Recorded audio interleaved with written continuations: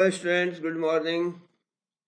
आज हम लोग डिस्कस करेंगे angular velocity and its relation with linear velocity.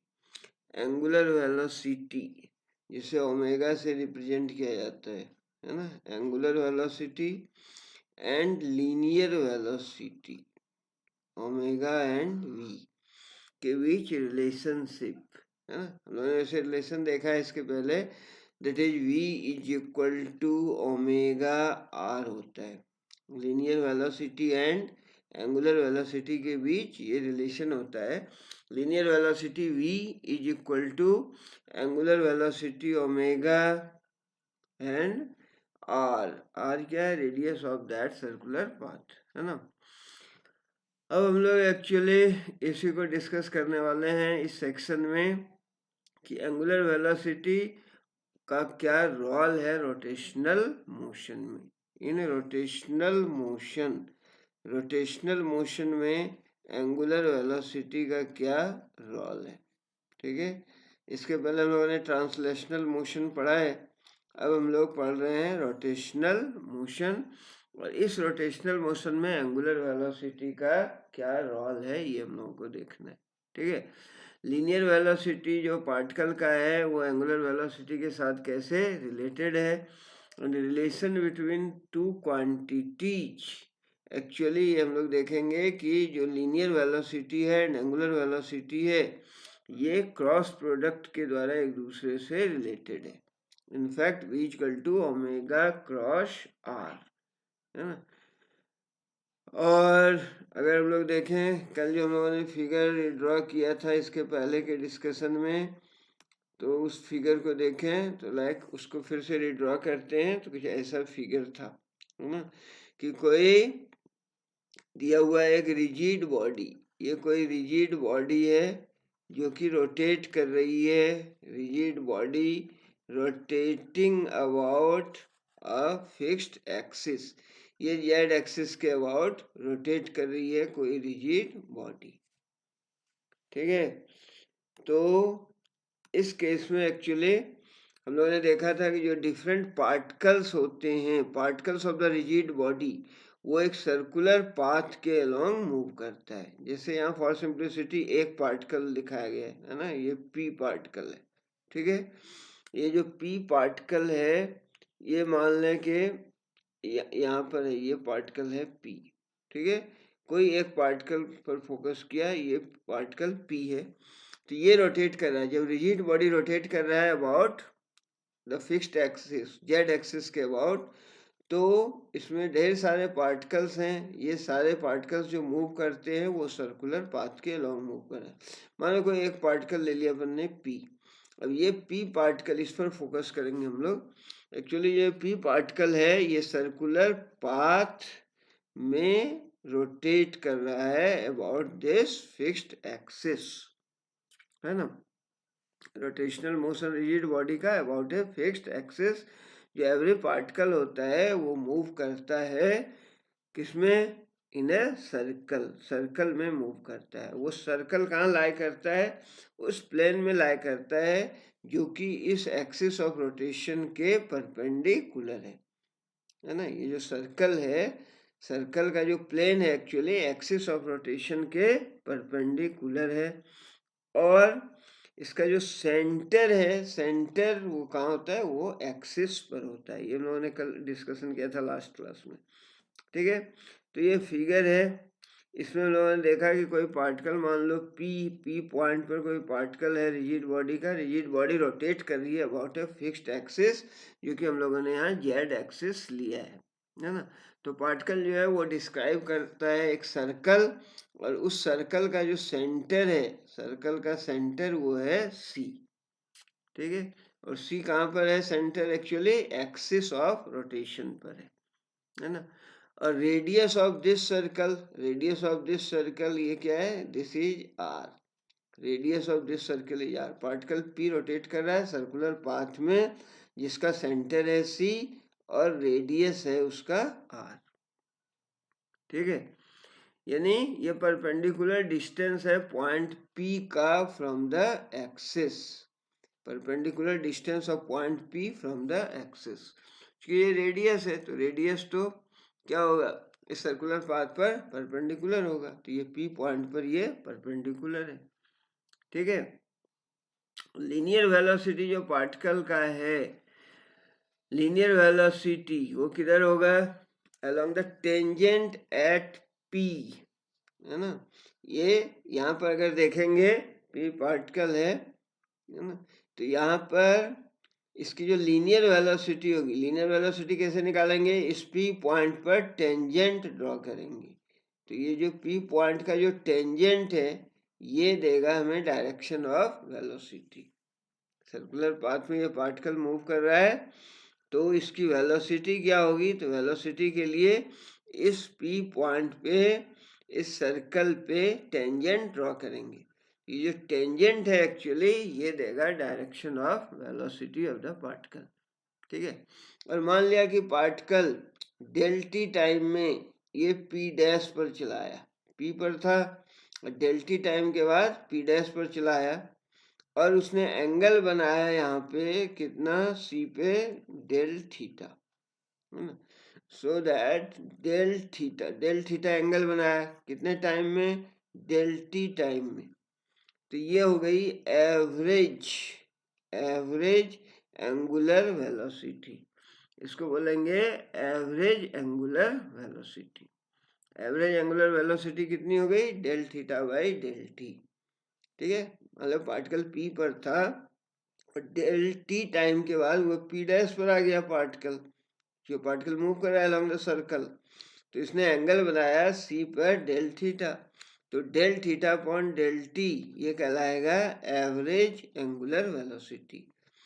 और अगर लिमिट ले लेंगे हम लोग, limit del T tends to zero, limit del T tends to zero मतलब अगर ये टाइम इंटरवल अप्रोच करे जीरो को, तो उस केस में इसको लिखते हैं कैलकुलस के लैंग्वेज में del theta by del T, limit del T tends to zero, तो इसको लिखेंगे D theta upon D T, D theta upon D T.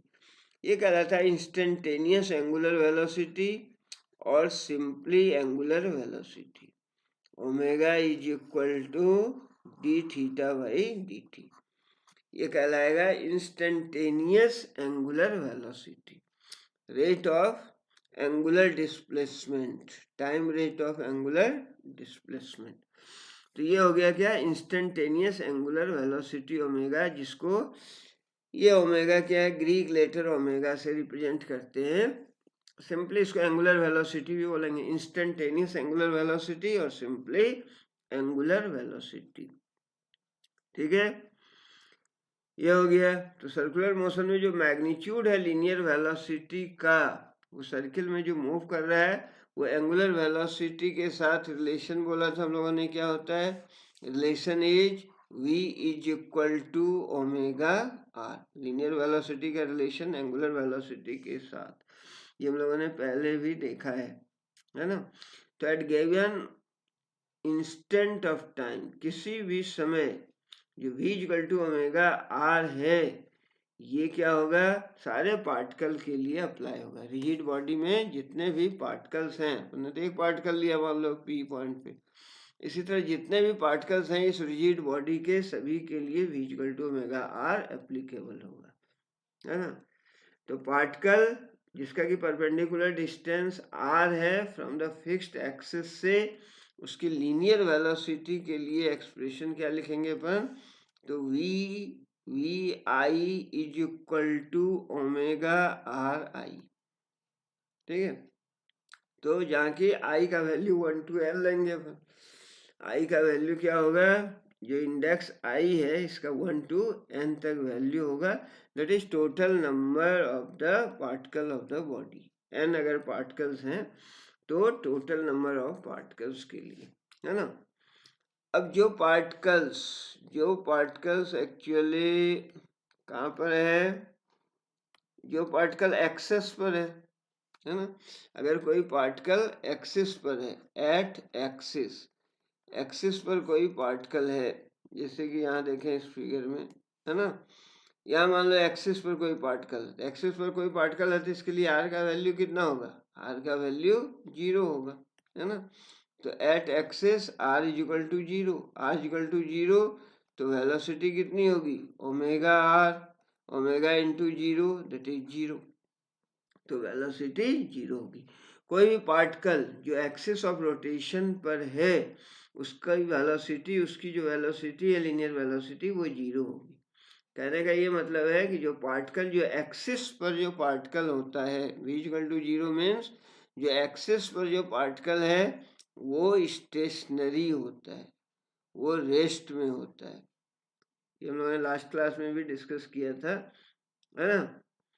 तो एक्चुअली ये कहने का ये मतलब है कि एक्सिस पर जो पार्टिकल है रेस्ट में है, यानी जो एक्सिस ऑफ रोटेशन है, ये जो एक्सिस ऑफ रोटेशन है, this axis of rotation is fixed, है ना।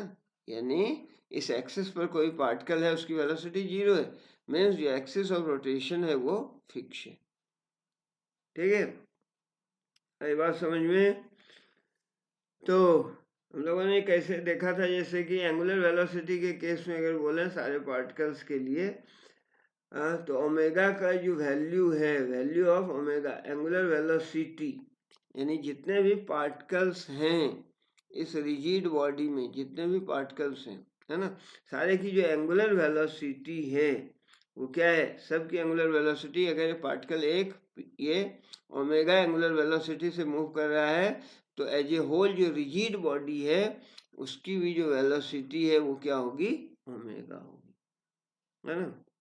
ठीक है, जैसे हम लोगों ने देखा था प्योर ट्रांसलेशनल मोशन के केस में, प्योर ट्रांसलेशनल मोशन के केस में जो सारे पार्ट्स थे बॉडी के उनकी वेलोसिटी सेम थी। प्योर ट्रांसलेशनल मोशन के केस में, ट्रांसलेशनल मोशन यदि प्योर ट्रांसलेशनल मोशन है ना, जैसा कि हम लोगों ने लास्ट क्लास में देखा था एग्जाम्पल, कोई इंक्लाइंड प्लेन पर कोई रेक्टेंगुलर ब्लॉक यदि स्लाइड करता है तो उसका जो मोशन है वो प्योर ट्रांसलेशनल मोशन था, और उसमें सारे पार्टिकल्स की जो वेलोसिटी थी, velocity of all particles at any instant of time वो सेम था, इक्वल था। ठीक है, उसी तरह हम लोग यहाँ प्योर रोटेशन में ये कह सकते हैं कि सारे जो पार्ट्स हैं बॉडी के उनकी angular velocity at any instant of time same होती है ना। ट्रांसलेशनल में क्या कहा था, वेलोसिटी जो है सारे पार्टिकल्स की सेम होती है, वेलोसिटी कांस्टेंट है सारे पार्टिकल की। उसी तरह प्योर रोटेशनल मोशन यदि है, रोटेशनल मोशन के केस में जो ओमेगा है एंगुलर वेलोसिटी, ये सारे पार्टिकल की कांस्टेंट होती है। ठीक है, angular velocity is constant.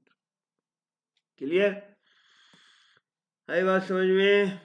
Now तो रोटेशन के लिए ये कहा है अबाउट ए फिक्स्ड एक्सिस में जो रोटेशन होता है उसमें क्या होता है, जो पार्टिकल्स ऑफ द बॉडी है वो सर्कल में मूव करते हैं, वो सर्कल लाई करता है परपेंडिकुलर टू द एक्सिस जिसका सेंटर एक्सिस पर होता है ना। अब एंगुलर वेलोसिटी को जो देखा अपन ने, एक्चुअली एंगुलर वेलोसिटी ये स्केलर क्वांटिटी नहीं है, angular velocity is a vector quantity, angular velocity vector quantity है ना। Angular velocity is a vector quantity. कोई बॉडी अगर रोटेट करिए अबाउट ए फिक्स्ड एक्सिस, तो एंगुलर वेलोसिटी वेक्टर ये लाई करता है along the axis of rotation. जैसे यहाँ देखो सेंस ऑफ रोटेशन क्या है, कोई बॉडी है ये रोटेट कर रही है, मान लो कोई डिस्क है ऐसे रोटेट कर रहा है, किस सेंस में रोटेट कर रहा है, सेंस ऑफ रोटेशन का सेंस क्या है, एक्चुअली यहाँ जो रोटेट कर रहा है वो क्लॉकवाइज डायरेक्शन में रोटेट कर रहा है ना, क्लॉकवाइज डायरेक्शन में रोटेट कर रहा है, ये क्लॉकवाइज है, तो यहाँ जो एंगुलर वेलोसिटी का डायरेक्शन होगा ये दैट इज इनवर्ड है। यहाँ देखो दूसरे में, इस केस में sense of rotation anti clockwise है, एंटी क्लॉकवाइज है। ठीक है, यहाँ क्या था क्लॉकवाइज तो इनवर्ड हो गया। ठीक है, यहाँ क्या है, यहाँ एंटी क्लॉकवाइज है, एंटी क्लॉकवाइज है, तो जो एंगुलर वेलोसिटी का डायरेक्शन होगा along the axis of rotation होगा और आउटवर्ड होगा। ठीक है, ये ध्यान देना है, एंगुलर वेलोसिटी जो वेक्टर क्वांटिटी, इसका डायरेक्शन कैसे देखेंगे? जैसा कि यहाँ दिखाया गया डिस्क रोटेट कर रहा है, यदि सेंस ऑफ रोटेशन क्लॉकवाइज है तो डायरेक्शन एक्चुअली क्या होगा एंगुलर वेलोसिटी का? Along the axis of rotation होगा, along the axis of rotation. जैसे ये डिस्क रोटेट कर रहा है तो एक्सिस इसका ये है, ये बनाया, ये जो एरो दिया है ये एक्सिस पर है, एक्सिस ऑफ रोटेशन। तो एंगुलर वेलोसिटी का जो डायरेक्शन होगा along the axis of rotation होगा। अब एक्सिस ऑफ रोटेशन ये इनवर्ड आउटवर्ड दोनों हो सकता है। तो यदि सेंस ऑफ रोटेशन है ना, यदि सेंस ऑफ रोटेशन क्लॉकवाइज है, क्लॉकवाइज है तो क्या होगा? क्रॉस होगा, यानी एक्सिस ऑफ रोटेशन के डायरेक्शन में तो होगा बट इनवर्ड होगा, है ना। और यदि सेंस ऑफ रोटेशन, यहाँ देखें, सेंस ऑफ रोटेशन यदि एंटी क्लॉकवाइज है, एंटी क्लॉकवाइज, तो angular velocity along the axis of rotation तो है बट आउटवर्ड है, ठीक है। यानी दोनों ही केस में एक दूसरे के अपोजिट होगा। एक्चुअली यहाँ जो डायरेक्शन दिया जाता है मैग्नीट्यूड, तो ओमेगा क्या होगा? Omega is equal to D theta by D T, जैसा कि हम लोगों ने देखा मैग्नीट्यूड तो इतना होगा।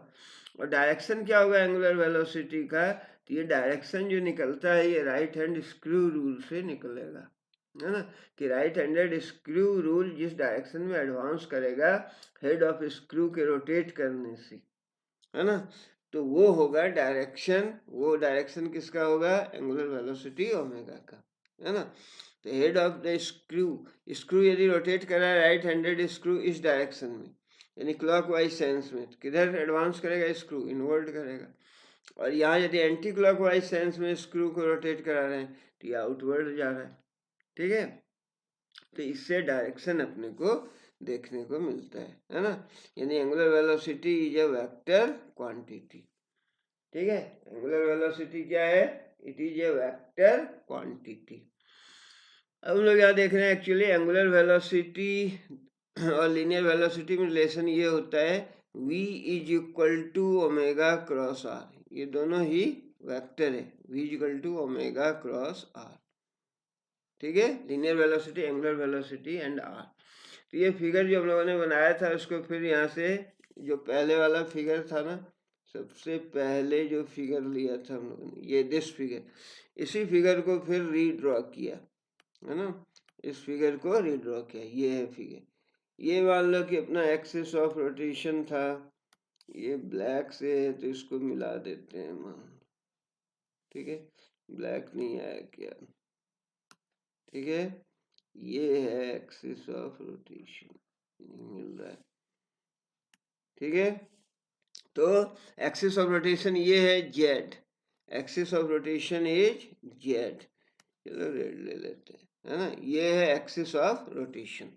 और कोई बॉडी ऐसे रिजिड बॉडी रोटेट कर रही थी तो यहाँ हम लोगों ने क्या लिया था? कोई पार्टिकल है, particle P along the circle rotate कर रहा है, अलोंग द सर्कल रोटेट करता है। जब कोई रिजिड बॉडी रोटेट कर रही है about a fixed axis, Z axis के अबाउट रोटेट कर रही है, तो उस केस में जेड एक्सिस के अबाउट कोई बॉडी एंगुलर वेलोसिटी ओमेगा से रोटेट कर रही है, तो सारे पार्टिकल सर्कुलर पाथ डिस्क्राइब करते हैं, सारे पार्टिकल्स क्या करेंगे? सर्कुलर पाथ डिस्क्राइब करेंगे।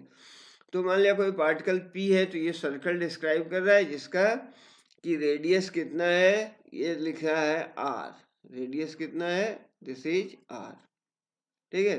और O एक फिक्स्ड पॉइंट है, और OP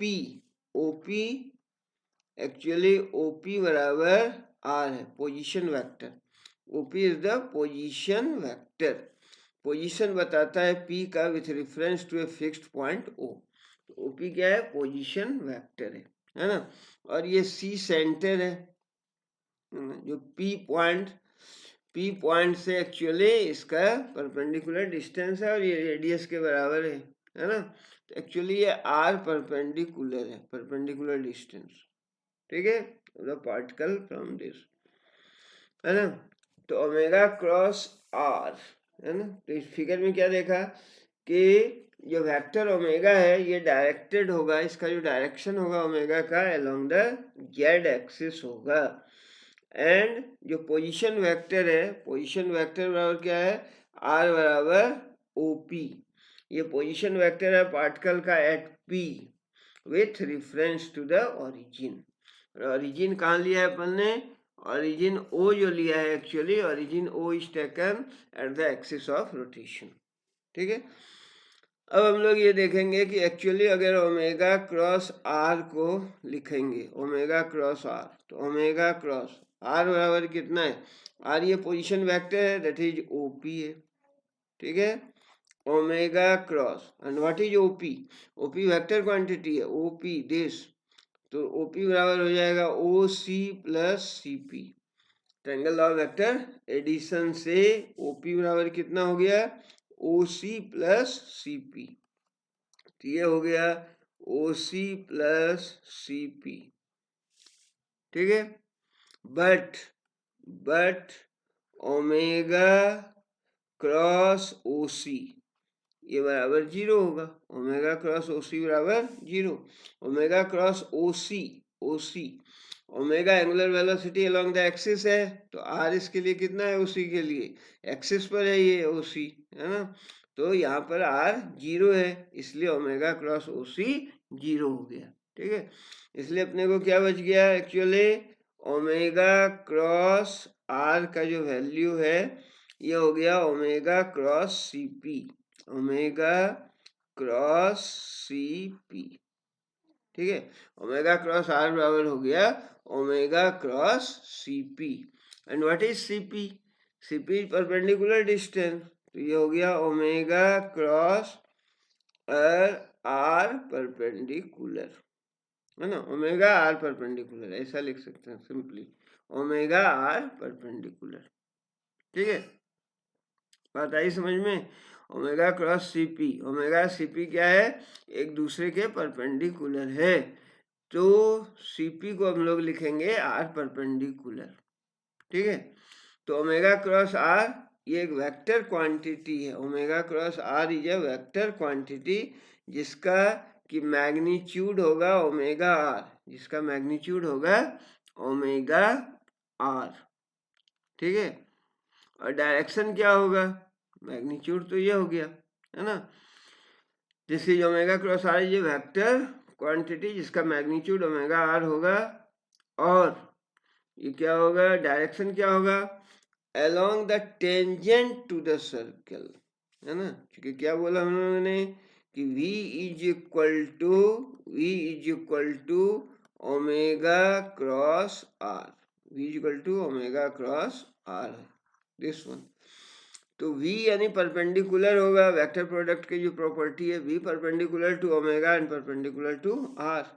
omega axis of rotation पर भी परपेंडिकुलर होगा, मान लो ये होगी था axis of rotation, Z axis है ना, इसके पैरेलल। ठीक है, तो इस पर भी परपेंडिकुलर होगा v, और इस r पर भी परपेंडिकुलर होगा।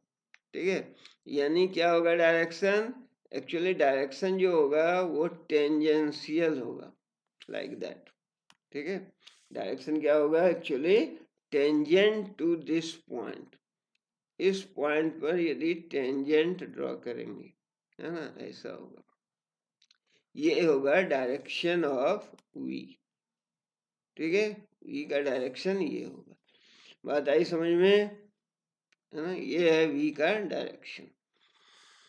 ठीक है, क्यों कि v equal to omega cross R, तो v perpendicular to omega perpendicular to r, तो r पर परपेंडिकुलर, r क्या है? r दिस है रेडियस के अलोंग, तो इस सर्कुलर पाथ पर जो टेंजेंट ड्रॉ करेंगे, ये टेंजेंट एक्चुअली ये r पर परपेंडिकुलर है ना, और एक्चुअली ओमेगा ओमेगा का जो डायरेक्शन है वो अलोंग द जेड एक्सिस है, परपेंडिकुलर टू द प्लेन है, तो ये दोनों सेम प्लेन में होगा, यानी जो v का डायरेक्शन होगा एक्चुअली वो होगा p पॉइंट पर जो टेंजेंट ड्रॉ करेंगे हम लोग इस सर्कुलर पाथ पर, वो होगा वेलोसिटी का डायरेक्शन। ठीक है, वेलोसिटी का ये डायरेक्शन होगा। तो रोटेशन यदि फिक्स्ड एक्सिस के अबाउट हो रहा है तो direction of the vector omega ये चेंज नहीं करेगा टाइम के साथ।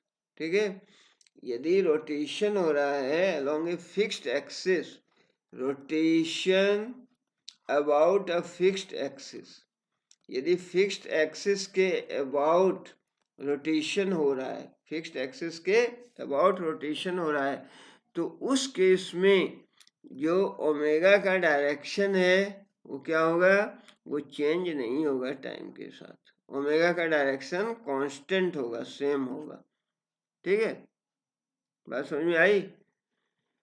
और इसका मैग्नीट्यूड हालांकि चेंज कर सकता है, टाइम के साथ इसका मैग्नीट्यूड चेंज करेगा।